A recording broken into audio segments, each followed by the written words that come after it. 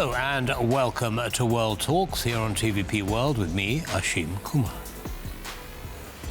President Volodymyr Zelenskyy has confirmed that Ukraine will not renew a gas transit agreement with Russian energy giant Gazprom when it expires at the end of the year. Ahead of the announcement, 4 EU countries particularly dependent on Russian gas, Austria, Hungary, Italy and Slovakia, called for the agreement to be extended. In parallel, Ukraine has received its first shipment of liquefied natural gas from the US as the war-torn country joins broader European efforts to fully wean themselves off Russian fossil fuels. How is this going to impact the economic, military and political dynamic across Europe? And will it impede Putin's wartime economy? Well, to explore these questions, I am joined by Sergey Vakulenko. He's a senior fellow at the Carnegie Russia Eurasia Center. Mr. Vakulenko, welcome to TVP World and thank you for taking the time. Good evening, my pleasure.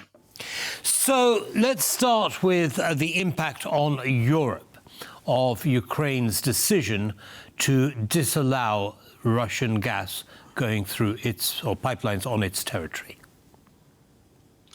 Well, this means that in the total European gas balance, there will be 15 billion cubic meters less on annual basis to consume.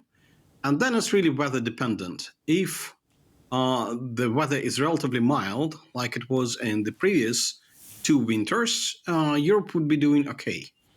Probably paying a bit more for its gas because more of the gas would have to be bought in the shape of LNG, which is more expensive. And yet there is not too much LNG on the global markets yet. However, if we run into a cold spell, like, for example, there was few in the winters of 21 and particularly strong ones in winter of 2018, then at least some European countries might face sometimes for not too long, for a week or two, and they might face a price spike. But so far, the weather was relatively mild. And when there will be a wave of LNG supplies coming to market late in 2025 and particularly in 26-27, then Europe would be doing just fine because most experts expect that there would be an oversupply of LNG and LNG prices would be coming down. So there's going to be a dip in LNG and it might cause a slight challenge for some European countries. Why this dip? I mean, it sounds as though America is prepared to supply as much as Europe needs, isn't it? America is building its LNG capacity as we speak. It will almost double in 3 years, but many of these LNG plants are not ready yet. They will be ready by the end of this year, some, and more of them next year, but they're not ready yet. So US LNG capacity is growing, but at least some plants were delayed a little bit in their construction. Understood. Okay, so it's going to take a bit of time to get this done. Now, I am curious because there are some countries which wanted Ukraine to extend the agreement with Russia. Now, this isn't news, is it? I mean, Ukraine has said, and most of Europe has said, you know, we don't want Russian gas or we want to wean ourselves off it. And most countries have managed to do this. Why haven't countries like Hungary and Slovakia and Italy and Spain done the same? Well, Spain is an absolutely different kettle of fish. Spain is getting Russian LNG and not Russian pipeline gas. But when we're talking about Italy, Slovakia, and Austria and Hungary, their position is, well, it's not really our war, but it's more beneficial and cheaper for those countries to buy Russian pipeline gas. So they keep buying Russian pipeline gas and would like to do so as long as they can. For Slovakia, it's also a matter of transit income. Slovakia earns 400 million euros per annum for transit of Russian gas, and while losing this revenue would be a hit to the economy of a relatively small country, like it's a few million people. Yes, but Zelenskyy has offered Slovakia compensation for that loss, which was turned down. Doesn't that suggest a more political reason? I don't think so. Well, Zelensky's offer of compensation was a bit odd. Zelenskyy was effectively saying, join us in this fight for the 300 billion euros that's currently sitting frozen in European bank accounts. It's not really Zelenskyy's money to give. So he was suggesting, well, join our forces, let us unlock the frozen Russian capital, and then if you help us so, then some of this money would be yours for compensation of lost transit fees. Well, that's a slightly more difficult and far-fetched offer than just keep earning the transit fees from Russia.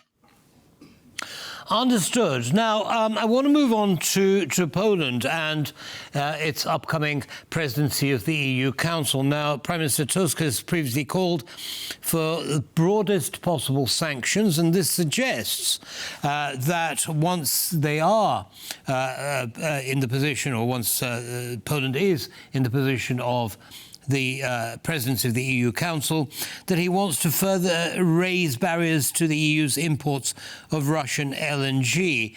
What might he do to achieve that?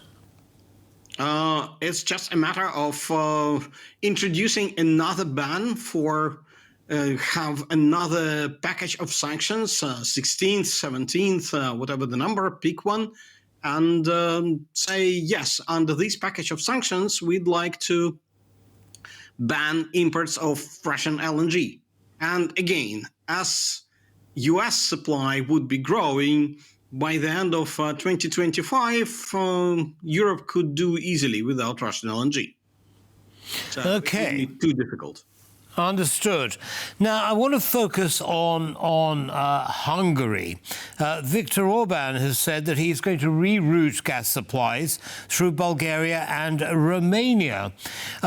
Now, how does he do that without breaking the sanctions against Russian gas supplies to Europe? Viktor Orban currently getting most of his gas from Russia via Turkey. Well, okay, it goes into the Black Sea, then gets into Turkey, then in Bulgaria, then into Serbia, and then into Hungary. Viktor Orban doesn't really need Russian gas to come through Ukraine. He would just benefit from a multiple set of supplies. But that's going to make it much more expensive, isn't it? No, Russian gas is cheap, so it's not that expensive to get it via the Turk Stream, as it's called. So via Turkey, Bulgaria, and Serbia. That's how Viktor Orban gets most of his gas.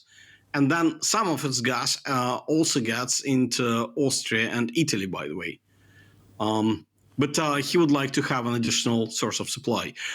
Currently, there are no sanctions on Russian gas, so he ain't breaking any sanctions. It's possible. By 2027, EU wants to wean itself off completely of Russian gas supplies. That's a stated policy goal. But again, it's a stated policy goal, not a hard piece of regulation.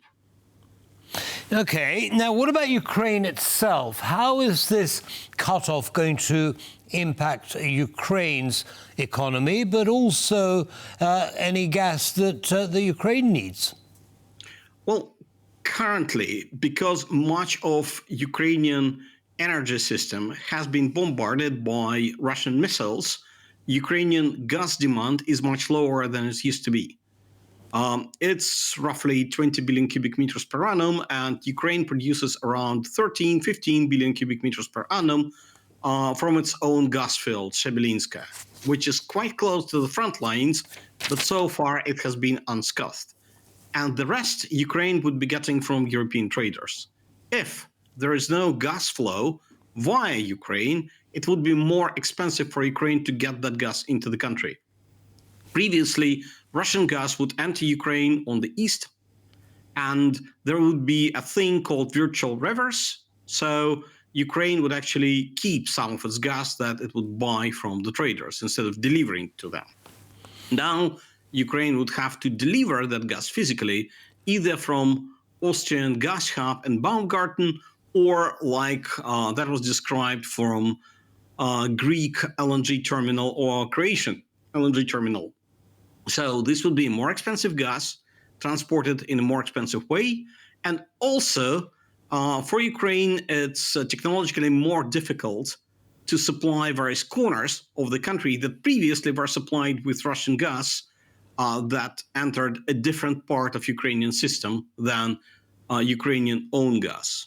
Ukraine can do it technically, albeit with some headache and nuisance, but looks like Ukraine decided that it's more important to not allow the gas revenues to Russia and also not to allow for a trading relationship between Russia, Slovakia, and other Russia sympathizers going on. So decided that for political reasons are trumping the economic reasons. Understood. Now, Ursula von der Leyen, at a summit in Budapest last month, came out in favour of buying American LNG. She said it was good because it was cheap, or it is cheap, it's good for our trade deficits. What are the pros and cons for the EU, and why has Ursula von der Leyen suddenly come out to champion American LNG? Well, there's no other LNG to buy, so that's the only one in the market, really. And that's also LNG that you can buy in the spot market. Qatari LNG, on the other hand, well, that's the only other major source of LNG. Well, the third one is Russian, which nobody obviously wants to buy. Qataris like to offer their LNG on take-or-pay terms, as opposed to spot market American one. So there's not much choice. And yes, it will be becoming cheaper. And of course, with the notions that President-elect Trump has been making that Europe must buy more American goods to compensate for the trade balance, well, what choice does Europe have, really? Well, yes, although at a lower price, perhaps it's a win-win all round. We shall see. Mr. Vakulenko, thank you very much indeed for sharing your expertise with our audience. Have a good evening and a very happy New Year to you. Thank you. Very happy New Year to you too. Thank you. Good night. Bye. And that's all from us in this episode of World Talks. Goodbye.